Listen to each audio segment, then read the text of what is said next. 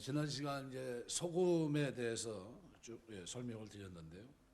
굉장히 값비싼 것이었습니다.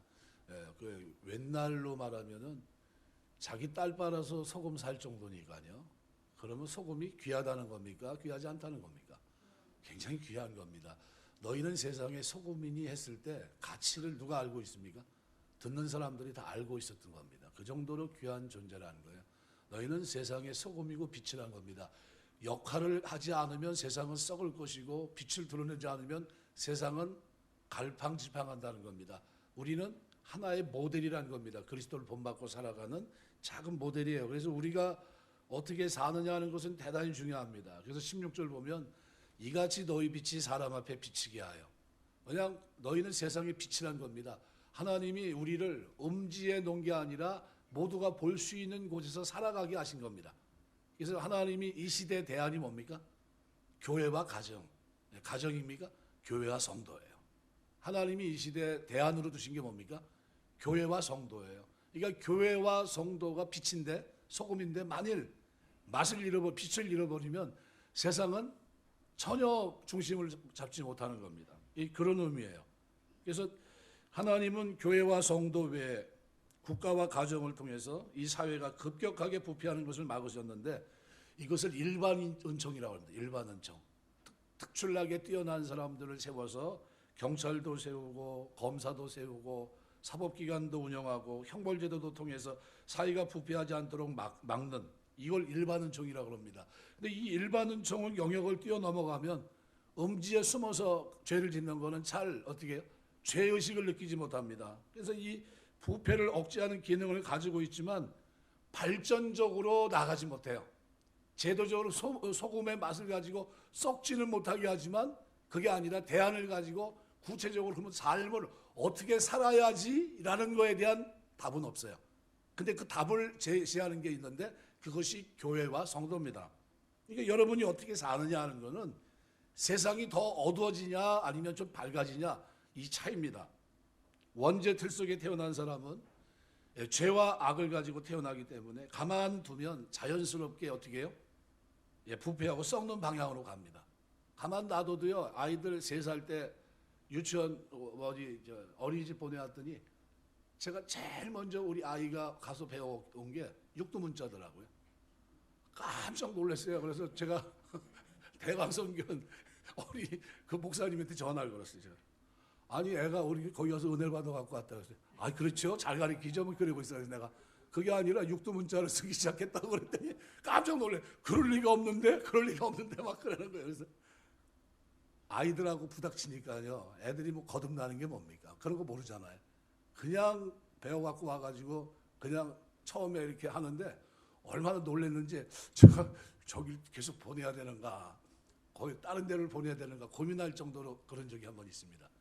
지금도 잊혀지지 않아요.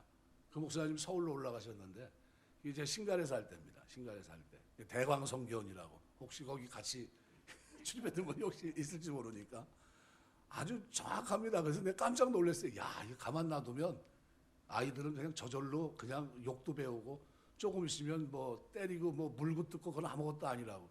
우리 아이들이 그러더라고요. 어린이집에는 악어가 많대요. 맨 처음 무슨 말인지 이해가 안 돼서 무슨 말인지 잘 몰랐어요. 악어가 뭐냐면 의사소통이 안 되면 그냥 물어버린대요. 그냥. 그 악어가 많대. 그래서 자기들이 표시를 한대요. 저기는 악어, 저기는 뭐 상어 뭐 하는 식으로 저 기분이 안 좋으면 물어뜯는 거야. 그래가지고 그냥 힘든 거예요. 그것 때문에 고민하는 겁니다. 그래서 악어는 악어끼리 격리하고 그런 순한 사람하고 붙여놓으면 그럼 여지없이 그거는 당한다는 거예요. 그런 게 있습니다. 그러니까 어린이집에서도 관리하면서 많은 어려움을 겪는다고 그러더라고요. 우리 이제 아이들이 둘 다 어린이집 선생이다 보니까 제가 이제 거기에 대한 지식을 조금 이제 가지고 있는데요. 그렇습니다. 원죄 틀 속에 태어난 사람은요, 가만두면 자연스럽게 죄를 배우고요, 죄를 짓게끔 되어 있습니다. 국가, 가정 같은 제도로 충분히 부패를 막을 수가 없습니다. 일반 은총으로는 한계가 있는 거죠. 그래서 하나님은 세상의 부패를 막는 대안으로 교회와 성도를 주셨는데 때로는 소금으로, 때로는 빛으로, 음지에서는 썩지 않게 하고 양지에서는 본이 돼서 쫓아가게 한 겁니다. 그럼 우리가 대충 살면 됩니까? 안 됩니까? 대충 살아서는 될 일이 아니죠. 영국의 정치 가운데 윌리엄 윌버포스라는 사람은 아프리카의 많은 노예들을 사고 팔았을 때 영국의 해상무역에서 왕자를 차지했을 때입니다. 그때 영국 전체 부의 3분의 1이 노예무역입니다. 그러니까 아프리카에 가서 사람 잡아다가 파는 거예요. 그거를 한 겁니다. 뭐 했던 사람들인데요? 예수 믿는 사람들, 바이킹 후손들이. 그러니까 이걸 놓고서 이 악한 관행을 보고 분노를 느낍니다. 윌버포스가. 하나님 형상으로 지음받은 인간을 노예로 삼는다는 게 있을 수 있냐는 거예요. 이건 말이 안 된다는 겁니다. 그래서 그때서부터 이 혐오감, 그죠? 비참함, 이걸 어떻게 극복할까? 이 사회를 어떻게 바꿀까? 그래서 정치에 투신합니다. 윌리엄 윌버포스가. 22살에 국회의원이 돼서 74세 일기로 세상을 떠날 때까지 평생 한 가지만 줄기차게 주장했는데 그게 뭐냐면 노예무역 폐지입니다. 이 사람은 그 시대에 뭐였습니까? 소금이었고 빛입니다. 아무도 얘기하지 않는데 이 사람은 그 얘기를 가지고 일평생 싸웁니다. 영국령 지배 아래에 있는 53개 모든 국가에서 노예제도를 폐지하는 것을 평생 목표로 삼고 날마다 기도하고 그 일을 위해 힘썼던 사람입니다. 1883년 74세로 눈을 감은 그의 영국 국회에서 영국의 영향을 받는 모든 나라의 노예제도를 불법으로 규정합니다. 이 사람은 그 시대 누구였습니까? 예, 그 시대 소금이고 빛입니다. 저는 우리 지금 국회의원들이 많은데요. 여야를 막론하고 이렇게 그리스도 안에서 빛, 소금을 감당할 수 있는 국회의원들이 많이 세워지길 위해서 기도하시길 주의 이름으로 축원합니다. 여는 괜찮고 야는 나쁘고 야는 괜찮고 여는 나쁘고 이런 논리로 흑백 논리로 가면 안 됩니다. 그죠? 여당 중에도 또 예수 잘 믿는 사람이 있고요. 야당 중에도 예수 잘 믿는 사람이 있어요. 여당 중에도 형편없는 사람이 있고요. 야당 중에도 형편없습니다. 뭐 차이일까요? 하나님이 있냐 없냐 이 차이예요. 그러니까 우리는 예수 믿는 사람들이 맛을 낼 수 있게끔 해야 됩니다. 썩지 않는 제도 입법하는데 개입해서 옳은 소리를 낼 수 있어야 돼요. 당론에 움직여서 막 움직이고 그런 사람들은요. 유심히 보다가 뭐 대통령 선거하면 그냥 떨어뜨려 버리세요. 당론에 움직이면 안 되는 겁니다. 누구에 의해 움직여야 돼요? 말씀에 의해서 움직여야 돼요. 말씀에 의해서. 이건 하나님 말씀에 위반되는 거다. 여야를 막론하고 이거는 잘못된 거다. 그리고 목소리를 높이는 사람 유심히 보세요. 그런 사람들이 있나. 그리고 그런 사람들이 뭐 한다 그러면 뒤에서 밀어주세요. 정치 후원금 같은 것도 좀 보내주시고요. 왜요?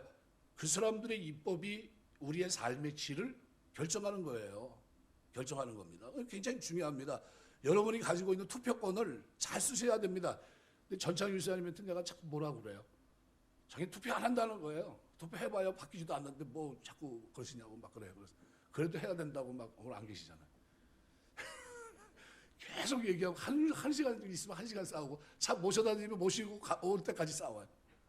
네, 저 둘이 그냥 막 싸웁니다. 제가 이 교회 지면서도 같이 하다 보면 매일 싸워. 밥 먹으러 가서 싸워서 일하다 싸우고 만나가지고 뭐 끝날 때까지 또 싸우고 내일 또 아침에 또 내일 봐요. 그러면 알았어요. 그리고 들어가고 그 다음날 하면 또 만나고 또 싸우고 정이 들었어요. 그래가지고 1년 반 그렇게 하니까요. 사람이 정이 들더라고요. 제가 저 세상 말로 말하면 참 죄송합니다. 네, 짱구예요. 그냥 알아분이에요. 그냥 소통이 안 돼요. 한번 이게 기억이야 그러면 안 바꿉니다. 누가 뭐라도 이건 기억이에요. 얼마나 힘든지 모릅니다. 그래도 그분하고 이렇게 얘기하다 보니까 지금 많이 부드러워진 겁니다. 지금 누구 얘기도 안 들어요. 뭐라 그러면 제가 그 얘기 본인 얘기 안 하시죠? 전에 그냥 그 자리에 앉으면 사업들이 그 있잖아요. 술. 2병씩 그냥 그 자리에서 드셨던 분이에요. 그런 분이 예수 믿고 딱 끊고 지금 교회 나오고 있는 거예요. 대단한 거 아닙니까? 저는 그 의지가 대단하다고 봐요. 대단하다. 지난날엔 어둠이었는데 이제는 빛으로 살려고 최선을 다하고 있구나. 지난날에는 안 싸운 사람이 없던 사람이에요. 그냥 다 노가다서부터 안 하는 게 하나도 없고 다 싸워본 사람입니다. 다. 근데 지금은 그거 참고 있잖아요. 대단하신 분입니다. 그래서 제가 어떤 때는 존경스럽고 어떤 때는 연세가 좀 힘들고 그러니까 또 힘들기도 하시고 가끔 이제 이게 시간이 좀 나고 그럴 때는 식사도 같이 하고 그래요. 가서 식사 한번 하자고 그래서 가서 먹고 잘 먹었다는 소리 한 번도 못 들어봤어요. 그냥 당연한 줄 알아요. 그냥 그런가 보다 그냥 그런가 보다 하고 그래서 들어가시라고 그래. 그리고 이제 그럽니다. 제가 성격이 그래요. 성격이. 예. 밥을 먹어도 저는 스타일이 완전히 틀립니다. 전인수사님하고. 저는 이렇게 봐서 오늘 우엉국 9국 맛있잖아요. 저는 거기다 밥 말아서 2그릇 먹고 왔거든요. 저 양반은 그렇게 안 먹어요. 양반집 후손이라 항상 어떻게 국은 그걸 어떻게 해요? 국 말아 먹으면 안 된대요. 건더기만 건져 먹으시는 거냐? 그래서 같이 가가지고 내장탕을 먹으면 저를 확 말아가지고 빨리 뭐 하세요? 빨리 드시기 그래. 그러면 뭐라냐면 아니 지금 먹고 있어요. 그러면서 건져 먹고 있어요. 스타일이 완전히 다릅니다. 그래도 전에는 빛이 아니었는데 지금은 빛이에요. 전에는 소금이 아니었는데 이제는 소금입니다. 바뀐 거예요. 사람이 완전히 달라졌습니다. 저분을 아시는 분들은 그럽니다. 아이고 저분이 어떻게 저럴 수 있을까 싶을 정도로 본인이 자기가 얘기를 해요. 아 목사님 전에는 술 없이 못 살았던 사람입니다. 근데 지금 제가 이제 예수 믿고 이제는 정신 차렸습니다. 이래요. 내가 이제 속으로 그러죠. 겉으로 가면 또 싸우면 되니까. 정신 차린 게 그 정도예요. 언제 내가 이 집사님한테 놀랬냐면요. 차가 이게 배정이 안 됐는데 집에서 여기까지 1시간 걸어서 왔더라고요. 예배 드리려고. 어떻게 오셨어요? 걸어왔어요. 그런 거예요. 아니 거기서 여기를 어떻게 이거 금곡리거든요. 오산거기 금곡리. 거기서 여기까지 걸어서 오면 1시간 정도 걸립니다. 얼마나 걸려요? 그냥 이렇게 하면 1시간 와요. 그러면서 아유 어떻게 보셨냐고. 갈 땐 모셔다 드릴게요. 그래서 네. 그리고 그냥 이렇게 이제 움직이시는데요. 참 전과 비교하면요 완전히 달라지신 분입니다. 성도와 교회는 하나님께서 세상의 부패를 막을 수 있는 적극적인 대안입니다. 내가 잘못 살으면 세상은 어떻게 해요? 방법이 없어요. 성도가 하나님을 믿으면 내면의 진실한 변화를 경험하는 사람이 됩니다. 신앙의 핵심은 내면의 참된 변화입니다. 속사람이 어떻게 변화됐으므로 죄를 미워하고 거룩함을 추구하고 선을 행하는 삶을 살게 됩니다. 벌 받는 게 두려워 죄를 안 짓는 게 아니라 죄 자체를 미워하는 사람이 됩니다. 죄를 대적하고 죄를 거스리는 그런 백성이 되는 겁니다. 거룩하고 성결한 삶을 선택하고 선을 행하는 하나님을 닮은 새로운 백성이 예수 안에서 태어난 거예요. 그래서 성도는 이 땅에서 소금 같은 귀한 존재고요. 이 땅에서 빛을 보여주는 바른 방향의 삶을 제시하는 유일한 빛입니다. 그래서 우리 이 땅에 살면서 우리가 바르게 살게 되시길 주의 이름으로 축원합니다. 하나님 다른 사람은 몰라도 하나님 이 소돔 고모라 같은 이 땅 동탄 지역에서 의인 10명을 고르라고 한다면 하나님 거기에 그래도 물망에 오르게 하옵소서 기도하세요. 거기에 제 이름이 그래도 올라갈 수 있게 하옵소서. 그래도 올라갔다 탈락되는 한이 있어도 그래도 한 번은 올라가게 하옵소서 이렇게 기도를 하셔야지. 그냥 물망에 오르지도 못하고 그러면 곤란하지 않습니까? 주님은 너희는 세상의 빛이라고 하십니다. 세상 사람들이나 세상의 지식이 제일 좋아하는 것은 계몽이라는 겁니다. 계몽. 지식 수준이 낮거나 인습에 젖어 멍매한 상태에 있는 사람을 가르쳐 깨우쳐주는 것을 우리가 계몽이라고 합니다. 어둠 상태에 있었다는 것을 전제하고 이성의 빛을 통해서 밝혀주는 거죠. 18세기, 19세기를 거치면서 지식과 학문과 과학기술의 발전을 도모한 결과 세상은 많이 밝아졌습니다. 우주에 관한 지식부터 자연과학 발달, 인체 게놈 지도 이게 완성되면서 사람에 대한 이해도가 많이 진전이 있었습니다. 문제는 지식은 깊어졌는데 지식을 어떻게 활용할 줄 모른다는 겁니다. 어떻게 지식을 써야 아름다워지는지, 무엇을 추구하며 살아야 하는지 알려주는 삶에 대한 바른 지식이 여전히 어두운 상태에 있습니다. 수많은 지식에도 불구하고 우리가 사는 이 세상은 어둠 속에 쌓인 세상을 우리가 살고 있습니다. 우리에게는 주님이 이렇게 얘기합니다. 너희는 세상의 빛이다. 그러니까 위대한 철학자들이나 석학들, 학문적 업적을 이루는 사람들이 보지 못하는 것을 보는 사람들이 누굽니까? 바로 예수님이고요. 예수님의 제자들이고요. 그들이 이것을 보여주고 알지 못하는 것을 알려주며 듣지 못하는 것을 들어 깨닫게 해주는 존재가 바로 누굽니까? 성도예요. 성도. 그러니까 영적인 눈이 열려 있는 겁니다. 이 땅에 고정되어 있지 않고 하늘을 바라봅니다. 성도가 경험하는 지식은 세상이 알지 못합니다. 세상이 부러워할 만큼 성공한 사람과 비교할 수 없을 정도로 성도가 가지고 있는 영적 지식은 높은 수위에 있는 겁니다. 무식하고 평범한 시골 농부를 할지라도 주님을 발견하면서 깨닫게 된 영적 지각, 이것이 유식하고 비범한 세상 사람들의 지식 세계를 능가하는 수준에 있다는 거죠. 성도는 고유한 역할이 있습니다. 세상 사람들이 아무리 많은 학문과 지식으로 보지 못하는 것을 우리같이 평범하고 때로는 무지하고 어리석기까지 한 오늘 우리가 보고 있다는 거죠. 우리 자신이 열어서 다른 사람들로 하여금 보게 하는 빛, 이것이 바로 주님이 말하고 있는 너희는 세상의 빛이라는 거예요. 세상과 전혀 다른 눈을 가지고 세상이 보지 못하는 것을 볼 수 있는 사람이고요, 영적 지각을 사용해서 세상 사람들이 전혀 깨닫지 못하는 것을 깨닫고 남들을 깨우치며 이 땅을 살아가는 존재, 이것이 뭡니까? 성도예요. 그러니까 성도가 천국이 있는 것처럼 살면 천국이 있는 거지만 천국이 없는 것처럼 살면 세상 사람들은 천국의 소망을 가질 수가 없어요. 아니, 교회 다니는 사람이 저런데 이렇게 하면 끝난 겁니다.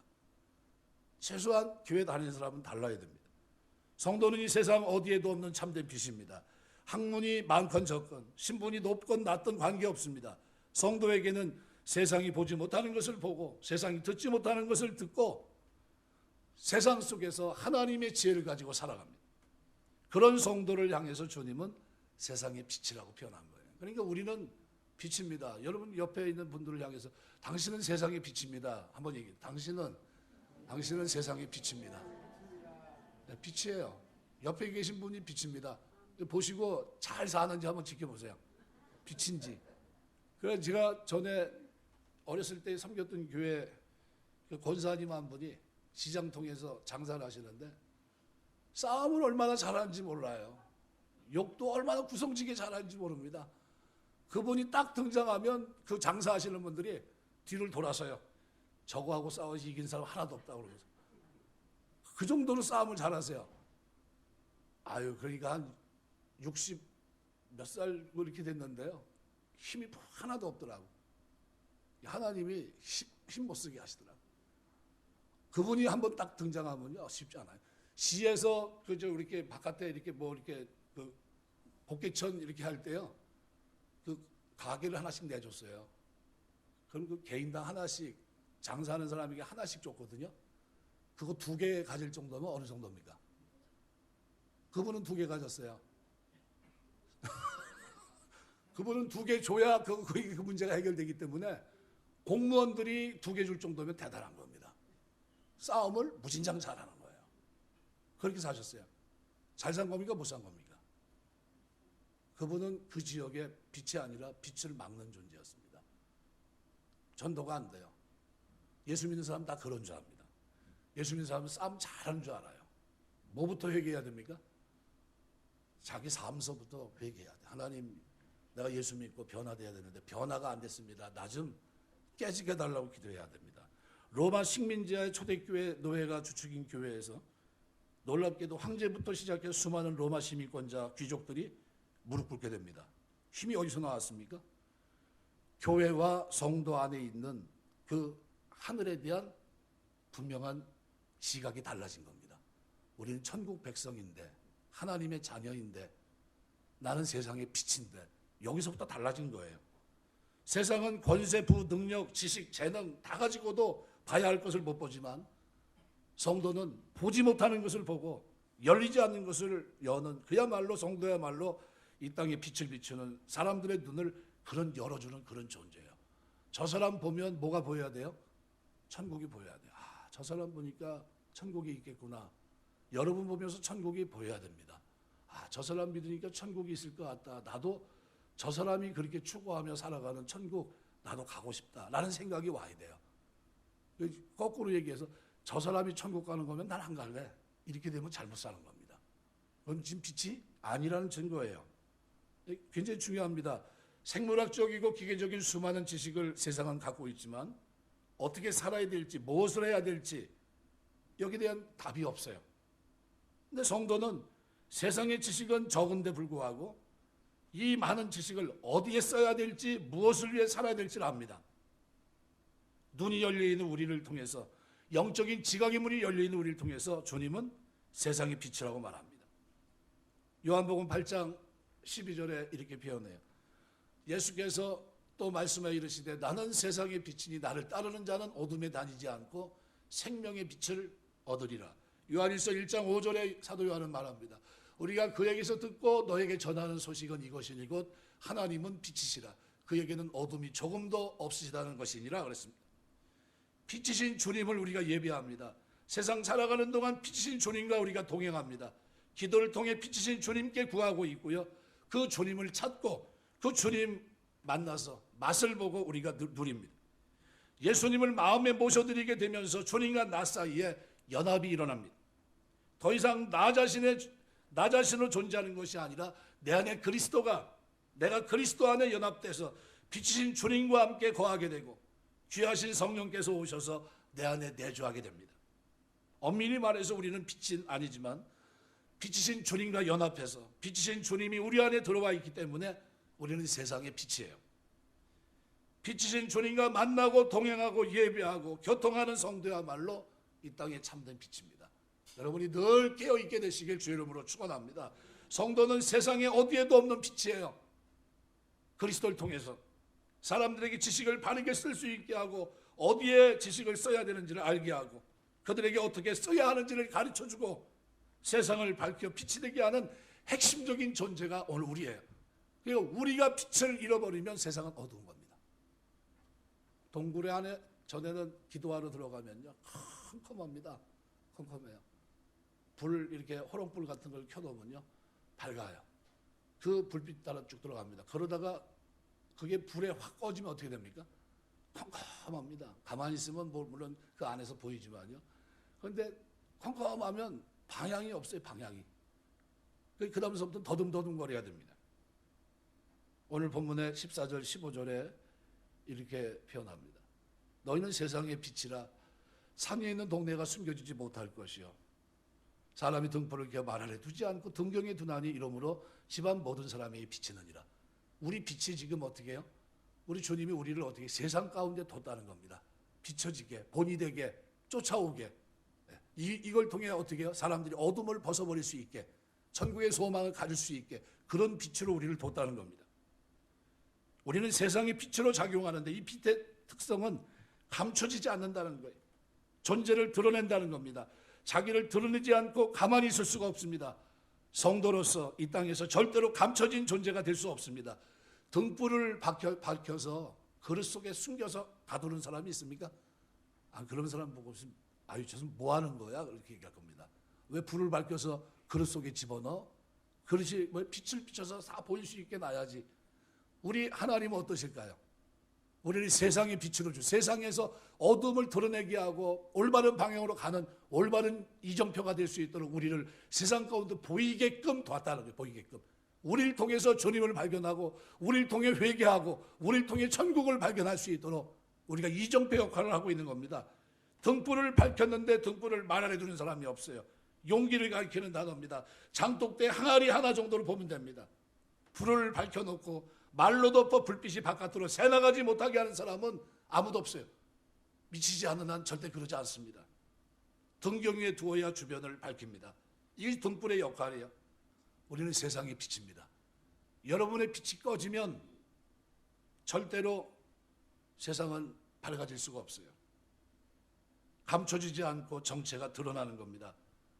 빛인 우리는 이웃을 비추어 그의 삶에 잘못된 점을 깨우치고 어떻게 살아야 하는지 삶을 밝혀주는 그런 역할을 하고 있는 겁니다. 우리의 삶을 드러내며 동시에 다른 사람의 삶을 밝혀주는 빛인 겁니다. 오늘 16절은 그렇게 표현해요. 이같이 너희 빛이 사람 앞에 비추게 하여 그들로 너희 착한 행실을 보고 그랬습니다. 착한 행실을 보여주는 빛이라는 거예요. 하늘에 계신 너희 아버지께 영광을 돌리게 하라. 이걸 통해서 어떻게 해요? 하늘에 계신 하늘 아버지께 누가 있다는 거예요? 하나님이 살아계시구나라는 거예요. 우리의 착한 행실을 통해 하나님이 살아계시구나. 저 사람을 보니까 진짜 하나님이 살아계시구나. 그 증거로 우리가 세상의 빛이라는 거예요. 성도가 빛으로 드러나기 시작하면 세상 사람들 우리를 주목하지 않고 빛의 근원이신 하나님을 바라보게 돼요. 저 사람이 과거는 뭐예요? 빛이 아니었는데 이제는 어떻게 해요? 어떻게 사람이 저렇게 바뀌었지? 그런 겁니다. 그 하나님께 영광을 돌립니다. 말씀을 맺겠습니다. 1910년 대한민국은 경술국치로 주권을 상실했습니다. 시리에 빠진 나라를 위해서 기껏 한 것이 뭡니까? 대한독립 만세운동이죠. 1919년 초 기독교인들이 모여서 희망 없는 희망을 상실한 시대에 희망을 심어야 되지 않겠냐. 그래서 군사력도 없고 힘도 없다는 이유로 자주적인 대한민국을 다시 건설할 수 없다고 생각해서 되겠느냐 뜻을 모읍니다. 1919년 3월 1일 민족대표 33명이 조선의 독립을 국내에 선언하고자 했는데 그것이 기미독립선언서입니다. 이때 고민이 뭐냐면 국가적인 차원에서 대승적인 차원에서 독립선언을 해야 되는데 민족대표를 구성해 보니까요 기독교인 비율이 2분의 1을 훨씬 넘어가는 거예요. 당시 기독교 인구는 전체 인구의 1%도 안 됐던 때입니다. 결국 기독교는 독주를 스스로 어떻게 우리가 중심이 돼서 우리끼리 하면 무슨 의미가 있느냐. 다른 종단의 대표들도 함께 해야 되지 않느냐. 그래서 반을 33명 가운데 절반 이하에 해당되는 16명으로 기독교인을 제한합니다. 한정시켰어요. 우리는 16명까지만 하고 나머지는 다른 종단에 주자. 불교와 도교와 천도교 이런 사람들까지 다 집어넣은 겁니다. 그들을 집어넣었어요. 그리고 비율을 맞춥니다. 참여 비율을 조정할 수밖에 없었지만 그 시대를 끌고 한국 역사에 있어서 기미독립선언을 했던 1919년 3월 1일은 역사에 길이 남는 그런 순간이었습니다. 그 시대 1%도 안 됐던 크리스찬들은 빛이었어요. 지금은 국민 4분의 1이 예수 믿는 사람이다. 지금은 많이 떨어져서 몇 명이 예수 믿다가 포기했고 어느 정도 안 돼 얼마나 갖고 앙케이트 조사를 하면 이렇게 쭉 나옵니다.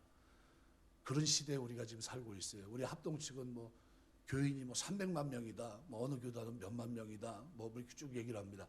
다 합치면 되게 많더라고요. 근데 전체 앙케이트를 딱 해보면 한국 기독교 개신교 인구는 기껏해야 1000만입니다. 많이 잡아야.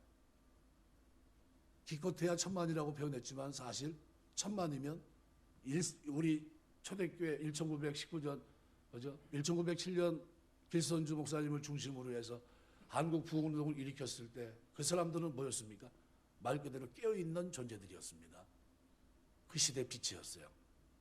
누가 보래도 그들이 있는 그곳에서는요, 술, 담배가 끊어졌고요. 그곳에서 사람들의 변화가 일어나는 놀라운 역사가 일어났습니다. 지금은 1000만이 넘는 그리스도인들이 이 땅에 살고 있는데 놀랍게도 빛이 아닌 분들이 너무 많다는 거예요. 저 사람이 교회 다니는데 저렇지 하는 지탄의 대상이 된 사람도 많고요. 또 국회의원 가운데서도 철새처럼 왔다 갔다 하시는 분들도 있고 신앙이라고 얘기하면서 표 구원하듯이 돌아다니면서 실제는 어떻게 해요? 진짜 그 사람이 종교가 뭔지 알지도 못하는 이런 불분명한 사람도 많고 그런 시대에 우리가 살고 있습니다. 중요한 거는 언젠가 우리가 주님 앞에 서야 될 것이고 그리고 정체성입니다. 나는 누구냐는 거예요. 나는 세상의 소금과 빛으로 주님이 세웠다는 겁니다. 그래서 우리는 명령형으로 돼 있지 않아요. 우리가 너희는 세상의 빛이고 소금이라는 겁니다. 어떻게 해야 됩니까? 직설법으로 우리가 늘 하나님 앞에서 하나님이 이렇게 되게 하셨으니까 은혜에 감사하면서 하나님 저 부족하지만 최선을 다해서 내가 빛으로 소금으로 맛을 잃지 않고 음지에서는 이름 없이 그리고 하나님이 세운 자리에서는 본이 되는 삶으로 내가 하나님 백성으로 살겠습니다. 이런 다짐이 오늘 본문이 얘기하고 있는 빛과 소금인 줄 믿습니다. 맛을 잃지 않는 여러분 되시길 주 이름으로 축원합니다. 동탄 지역에 많은 교회가 있지만 그 교회 가운데 우리 교회가 하나님 보실 때 암묵에 동탄 지역 교회 다니는 성도들은 내가 기대했던 사람이란 거죠. 그들은 소금과 같이 빛과 같이 맛을 잃지 않고 음지에서는 부패를 막고 양지에서는 올바른 가이드 역할을 할 수 있는 천국을 보여주고 회개 역사를 일으키고 하나님의 구원의 역사를 일으키며 나아갈 수 있는 그런 빛, 이 빛을 비추는 그런 사람이 되어야 되는 줄 믿습니다. 그 삶이 저와 여러분의 믿음 생활 속에 늘 충만해서 여러분 때문에 교회하는 사람이 있길 기도하셔야 돼요. 하나님 나 때문에 예수 믿고 나 때문에 회개하고 나 때문에 변화된 사람이 있어질 수 있도록 나를 고쳐주시고 나를 세워주옵소서 기도하시고 그런 은혜와 복이 저와 여러분의 믿음 생활 속에 늘 충만케 되시길 주의 이름으로 축원합니다. 기도하겠습니다.